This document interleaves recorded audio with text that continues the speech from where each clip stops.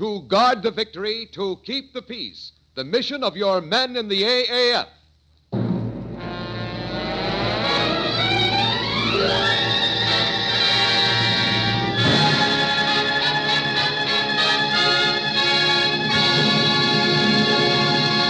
In cooperation with the American Broadcasting Company, your Army Air Forces, from the air fronts beyond the battlefields, present the continuing story of America's men in the AAF.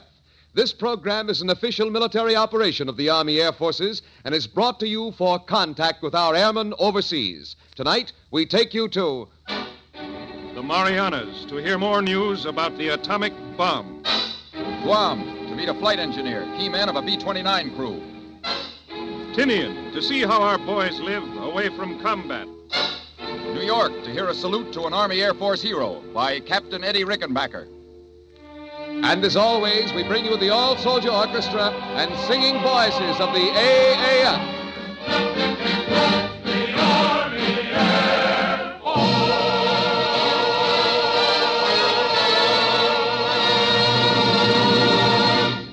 Tonight, the AAF and all of us are sure we're on the verge of a great day.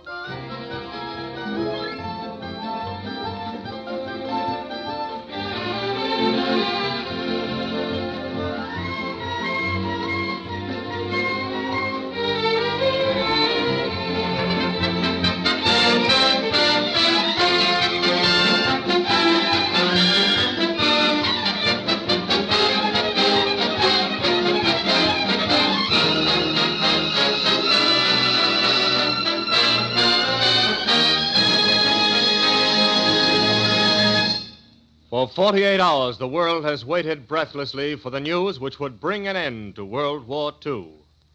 One of the decisive factors which brought us to the threshold of peace was the use of the atomic bomb. This week, the world viewed with mixed apprehension and hope the dawn of a new scientific era. The atomic bomb was not unleashed with any surge of elation or glory. In the words of President Truman, it was used in order to shorten the agony of war, to save the lives of thousands and thousands of young Americans. For an interview with the Army airmen who dropped the first atomic bomb on Japan, here is our AAF reporter in the Marianas. This is your AAF combat reporter, Technical Sergeant Harold Brown, speaking from somewhere in the Marianas. During the last few days, the entire world has been startled at the announcement of America's new atomic bomb. At our wire recording microphone is Brigadier General Thomas F. Farrell of Albany, New York, who will give us a few facts concerning this new weapon. We also have 3 men from the crew of the superfortress that dropped the first bomb on Hiroshima. They are Colonel Paul W. Tibbets of Miami, Florida, the aircraft commander, Captain Theodore J. Van Kirk of Northumberland, Pennsylvania, the navigator, and Major Thomas W. Farabee of Mocksville, North Carolina, the bombardier. Our first question is directed to Brigadier General Thomas F. Farrell. Sir, how long has this bomb been in the experimental stage? The atomic fission bomb has been under development for over 3 years. In those 3 years, there was successfully completed an effort which might have taken 30 years in peacetime. How large is it, or can you say? It has the equivalent effect of over 20,000 tons of TNT. How does its destructive power compare with an ordinary demolition bomb? It is entirely impracticable to compare this bomb with an ordinary demolition bomb. It would be like comparing elephants with fleas, only that comparison would be unfair to the elephants. Does it utilize atomic energy? It really uses atomic energy, which is the energy released when the atom is split. The process of splitting the atom is called atomic fission. Do you think Japan has any comparable weapon? We know definitely that Japan has no such weapon, nor any prospect of making such a weapon during the present war. How was your crew picked for this job, Colonel Tibbets?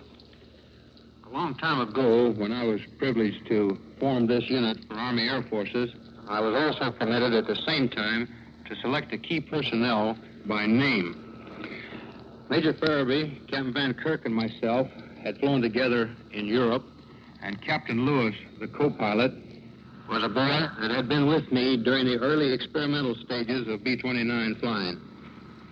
Did you know what you were carrying when you took off, sir? Yes, I did know. Major Farabee, were you a little nervous? That is hard to say.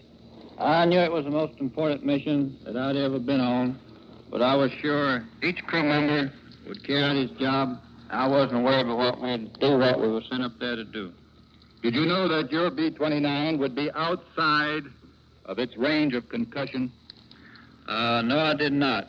But we'd figured to get the airplane out into a safe range, and we maneuvered to make the shock as small as we possibly could. Captain Van Kirk, did it shake the B-29 when it exploded? We felt two distinct jolts a short time after dropping the bomb, but it felt like close bursts of flak. What could you see below after the detonation? I saw a very large, white, mushroom-shaped cloud which reached to our altitude. Hanging low over the target was a thick cloud of boiling black dust which covered the entire city with the exception of the dock area. Colonel Tibbets, have you seen any reconnaissance photos since the strike? Yes, I have seen some recent post-strike photos. Well, in general, sir, what do they show? Well, in general, they show that the city of Hiroshima has taken a terrible beating.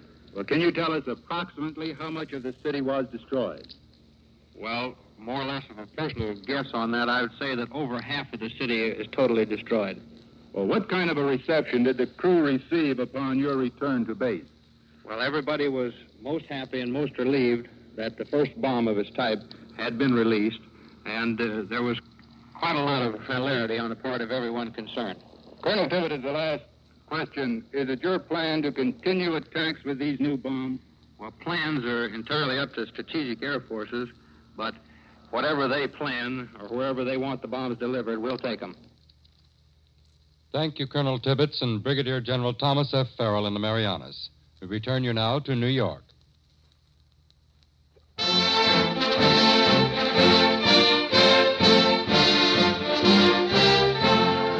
Even in the beginning, air power was an Allied operation. In the early days of their cadet training, American flyers marched to a song borrowed from the British. Now, at airfields in far-off places all over the world, flying men still cling to the nostalgic memory of sixpence.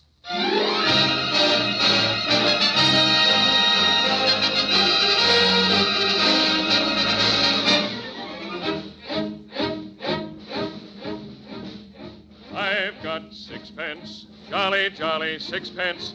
I've got sixpence to last me all my life. I've got 2 pence to spend and 2 pence to lend, 2 pence to send home to my wife. No cares have I to grieve me, no pretty little girls to deceive me. Happy as a king, believe me, as we go rolling, rolling home, rolling home, rolling home, by the light of the silvery moon. Happy is the day when the airman gets his pay, as we go rolling, rolling home.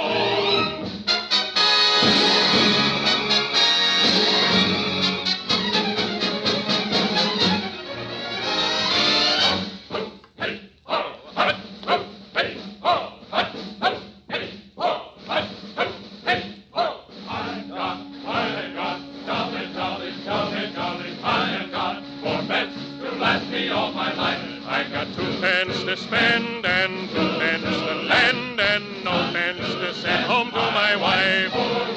No cares have I to grieve me, no pretty little girls to deceive me. Happy as a king, believe me, as we go rolling. rolling home. Rolling home, rolling home, by the light of the silvery moon. Happy is the day when the Evan gets his pay, as we go rolling, rolling home.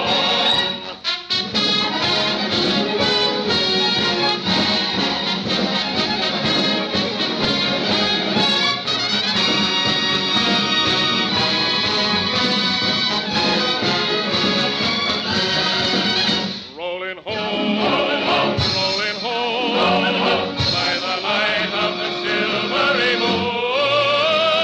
Happy is the day when the Evan gets his pay, and we go rolling home.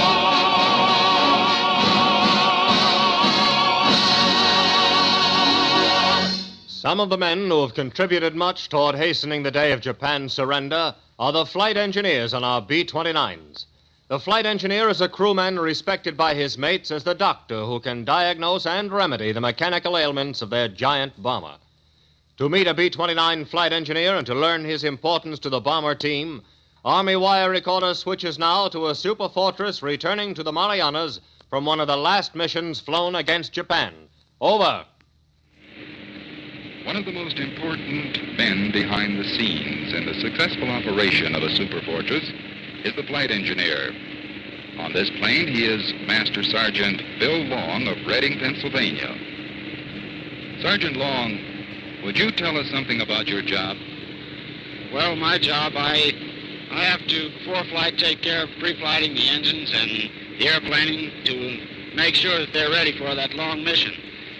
In flight, my most important job is, I guess, to keep a constant watch on the instruments and make minor adjustments with the electrical switches and so forth that I have on my panel to keep the engines operating within their limits. Also, I keep an accurate and constant check on fuel consumption so that at any minute I can tell the pilot just exactly how much fuel we have used and how much we have left to return to the base. About how much fuel, that is gasoline itself, does each engine consume on one of these missions against Japan? Well, each one of them consumes about 1,300 gallons. Each engine is about 1,300 gallons for the entire flight. That makes a total of approximately 5,500 gallons for the average mission. That means a lot of A coupons for somebody on one mission. Multiply that by the amount of superforts that hit the Japanese homeland each week, you get an idea where a lot of the gasoline is going. I believe your type of job on this B-29 is the only airplane that makes a set specific job for a flight engineer insofar as having a panel of his own. Is that right? That's right. Also, on takeoffs, I hear you calling out the takeoff speed, that is, insofar as the rate of miles per hour the plane is traveling down the runway. Why is that? Well, that's to inform the pilot and the rest of the crew at what speed we are approaching the takeoff run. In other words, to tell them that we're approaching the speed where we can leave the ground. And here in your particular booth here, your compartment, you can have a full view of all four engines, and you watch them constantly. Supposing something went wrong with one of them right now or any time in flight, what would be your procedure then? Well, the first thing I would do would notify the pilot so that he's aware of the situation. Then I would take whatever corrective action I could to remedy the situation, making adjustment with the cowl flap switches or mixture controls, depending upon what the difficulty was. Sergeant Long, would you tell us approximately how many dials, instruments, switches, and so on that you have to watch and be constantly aware of? Well, I'd say there are about 30 indicators, and most of them are dual indicators since each indicator has the dial for two engines. And as for the switches, there are just about as many switches, if not a few more. Thank you very much, Flight Engineer Master Sergeant Bill Long. We've been speaking to you from the flight deck of a B-29 on a return mission from the Japanese homeland.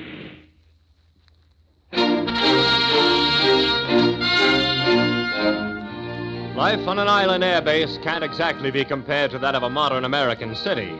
That's why our airmen spend their leisure hours attempting to make island living more comfortable. The inventive American mind and deft hands fashion useful devices from the scraps of war to better a rugged existence. On one of our islands in the Pacific is an example of such Yankee ingenuity in the form of a wind-powered mechanical laundry. Over. We set our wire recorder up today in the wind power mechanical laundry on the main floor here at Tinian. The proprietor of this particular laundry is PFC James J. Blackie Mansuetti of Aliquippa, Pennsylvania. Blackie, what outfit are you in? I'm from a certain service group with the 58th Bombardment Wing of the 20th Air Force. All right, now that we have established the locale of your position here, tell us something about your wind-driven, wind-powered mechanical laundry.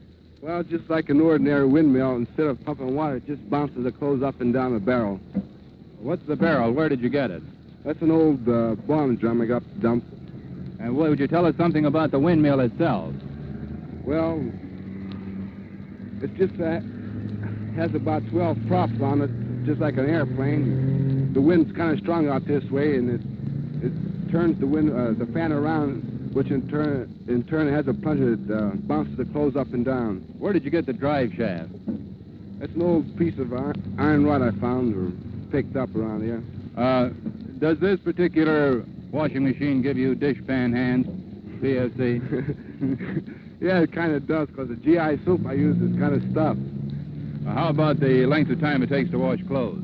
About an hour and a half, providing you use hot water, which I use, heat it up with fire and so forth. And how about the tattletale gray of the clothes themselves? Well, it's not as good as a laundry back in the States, but it'll do for the boys out here. Would you tell us something about the horsepower of this particular washing machine? Well, that's about 20 revolutions per minute. And when you get ready to drain all this water out that you've been using, just what type of drain do you use? Oh, we have a little ditch in the ground and just throw it in. Just toss the barrel over. That's right. I'd like to have you listen to the actual mechanical sound of this wind power mechanical laundry.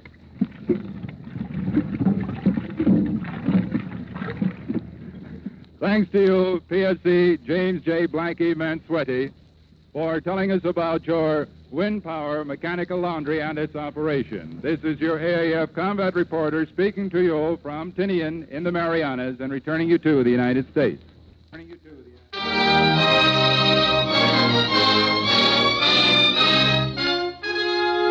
United, we march to victory. United, we shall keep the peace of the world.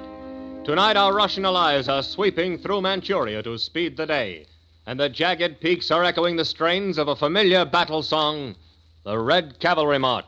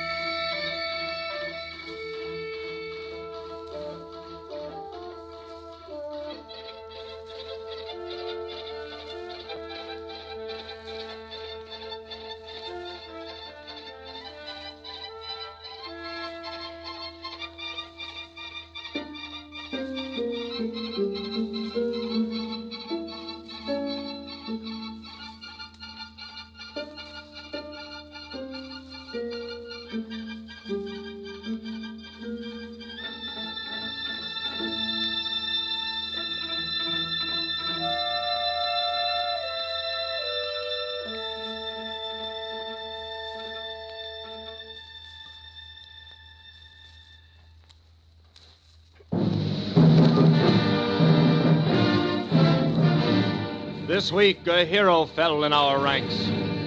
The Army Air Force's ace of aces, Major Richard Ira Bung.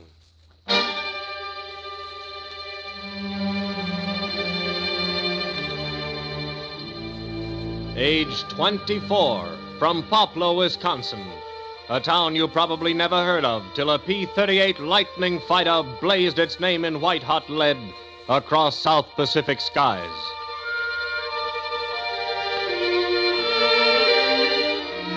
Poplar, Wisconsin, population 461, sent 64 of her sons to war. One of them was Richard Ira Bung, a stocky farm boy who was first to crack Captain Eddie Rickenbacker's record of the last war. Dick Bung, a sandlot ball player who shot 40 enemy planes from the sky. Dick Bung, clear-eyed youngster with puffy red cheeks and turned-up nose, who was to become the Army Air Force's ranking ace of World War II.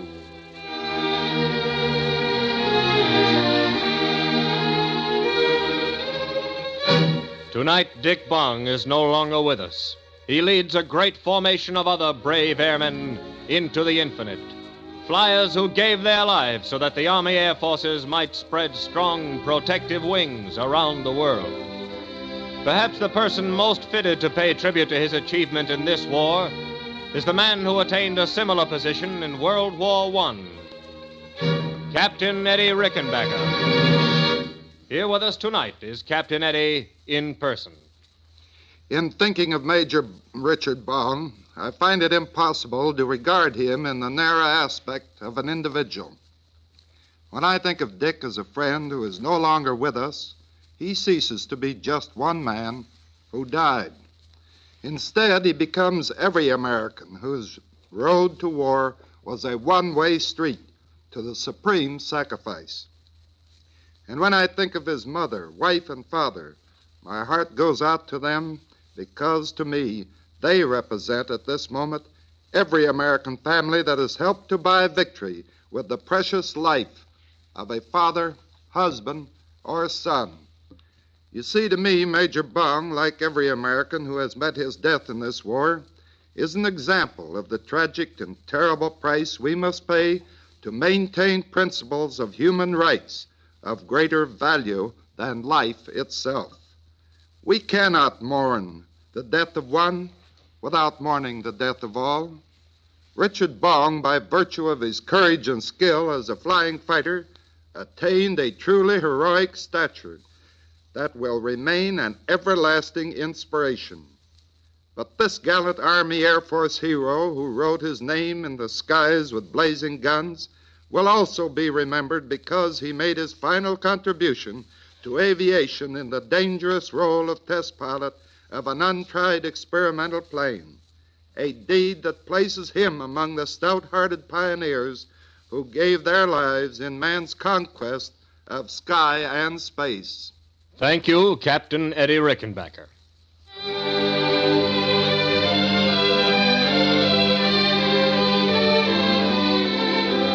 On the brink of victory, humbly we bow our heads and raise our voices in a pilot's hymn.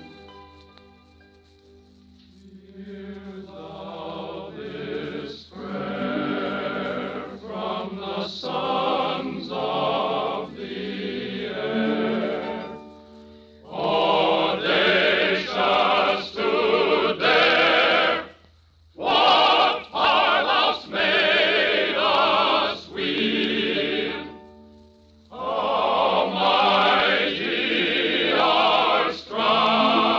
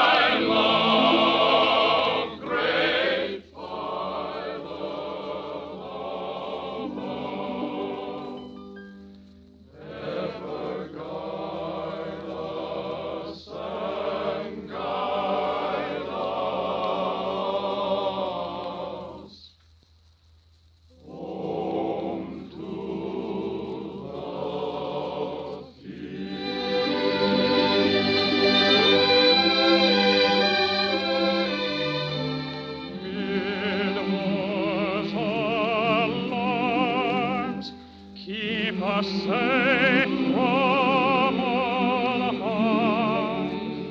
Give strength to our arms.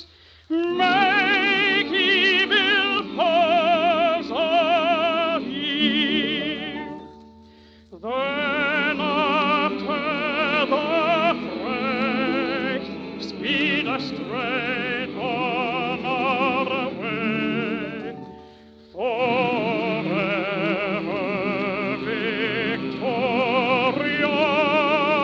victorious, with thy potent shield.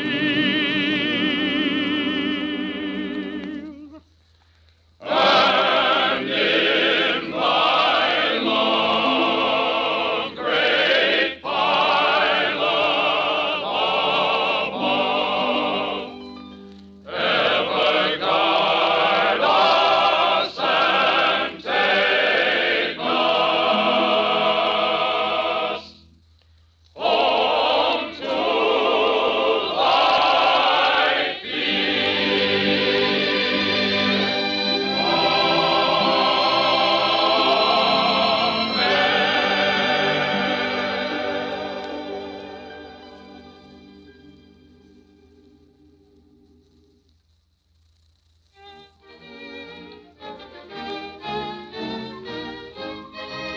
And so ends the 21st edition of the Fighting AAF, an official military operation of the Army Air Forces. Next week, over most of these stations, AAF teams operating at air bases around the world will again bring you fresh and first-hand news of our men in the AAF.